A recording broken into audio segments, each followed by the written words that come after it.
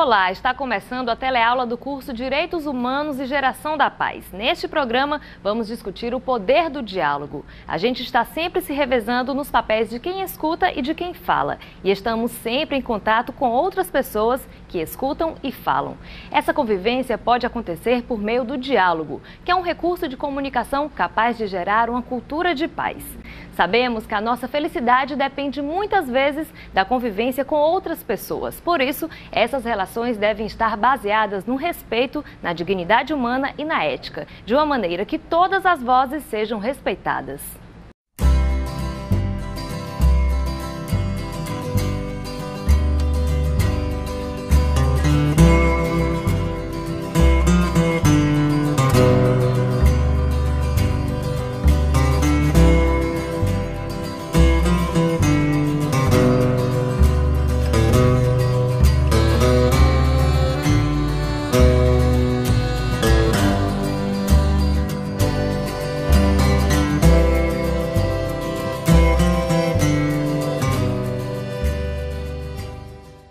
A palavra diálogo é proveniente de duas palavras gregas que significam respectivamente através e palavra ou conhecimento, ou seja, desde a origem, a palavra diálogo está intimamente relacionada ao conhecimento, ao compartilhamento de sentidos e significados. O valor do diálogo está associado à capacidade das pessoas reconhecerem que possuem saberes e que esses saberes podem ser compartilhados. Quem sabia bem disso era o educador Paulo Freire. Ele defendia que o diálogo era um ideal a ser perseguido para um mundo mais justo. Ele escreveu um texto chamado O Encontro dos Homens e das Mulheres através do Diálogo. Nesse texto, ele mostra 13 pontos para refletirmos e melhorarmos a nossa capacidade de dialogar. Vamos explorar cada um deles em nossa aula.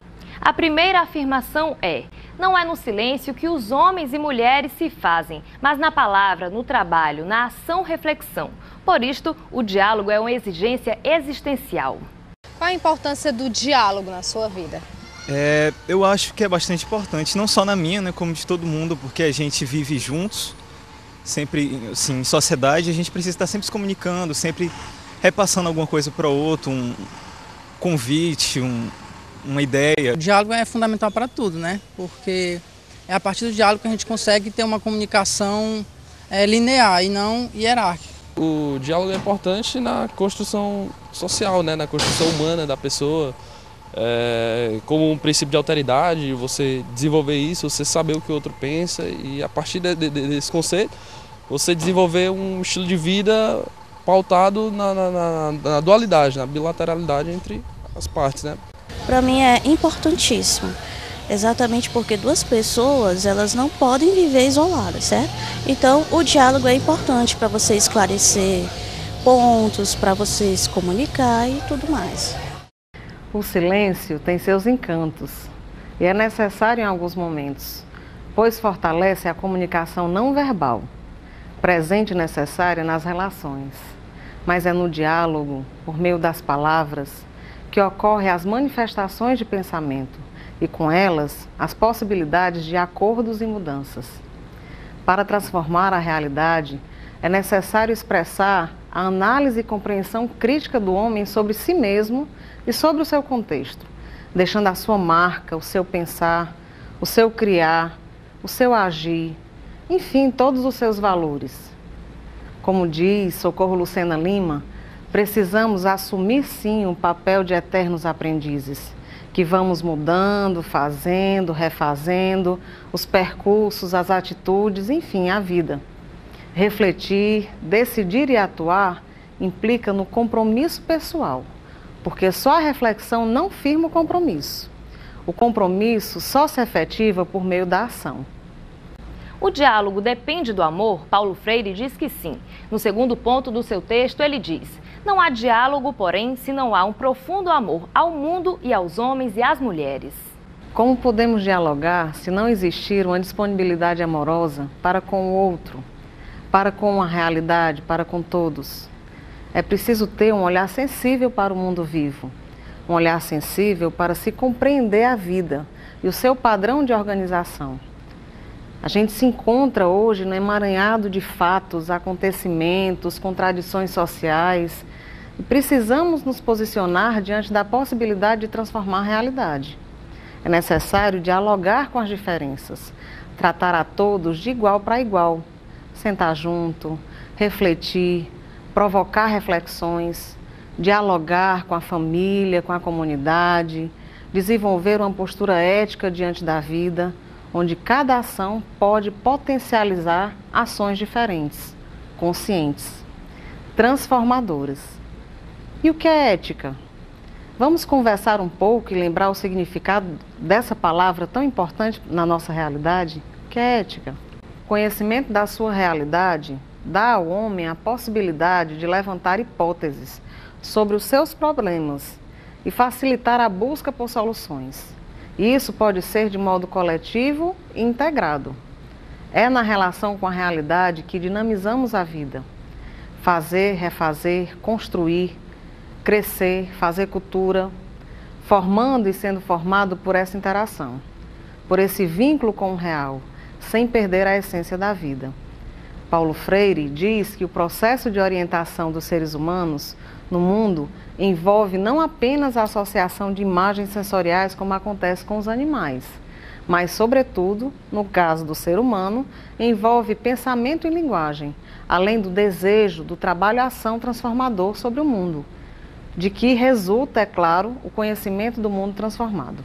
Os seres humanos tornaram-se, ao longo do tempo, limitados diante do mundo e do sistema, que foram impondo comportamentos e pensamentos formatados como se fosse possível engessar o pensamento das pessoas e o jeito de ser de cada um. E isso só configura desde a infância, pois o adulto tem essa tendência de impor verdades absolutas e inquestionáveis, geradas por esse contexto que vai tolhendo a espontaneidade das crianças, estimulando esse enquadramento nesses modelos sociais. Isso pode provocar movimentos diversos nas crianças e nos jovens: aceitação, revolta ou ainda uma apatia total.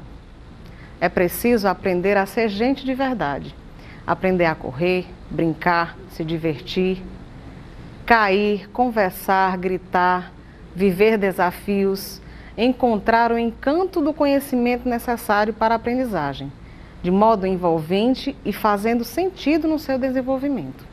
O terceiro ponto do texto de Paulo Freire ainda diz respeito ao amor. Ele escreve: não é possível a pronúncia do mundo, que é um ato de criação e recriação, se não há amor que a infunde. Gostar de si, apreciar cada pedaço do seu ser na sua perfeita totalidade, seja ela corporal, espiritual ou mental, é o nosso maior desafio. Todos os medos se vão quando as essências amorosas das pessoas se encontram. Na realidade, estamos sempre em movimento, por mais estagnada que possa parecer a nossa vida. O contato com o outro se manifesta, antes de tudo, como sendo uma grande necessidade, talvez de algo reprimido, da não aceitação, ou então da busca pela aceitação. Essa consciência é o convite à mudança de percepção do mundo. É a interiorização do sentido de cuidar, vivenciar essa palavra no seu maior significado. Se permitir é o movimento do dar e receber constante e que deve ser pleno de significado. Não pode ser mecânico ou só mentalmente organizado. Tem que ser de coração para coração, a partir das dimensões humanas relacionadas ao sentir.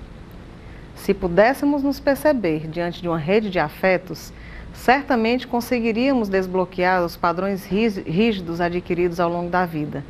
É preciso se ter um olhar sensível para o mundo vivo, para compreender a vida e o padrão de organização dos sistemas vivos.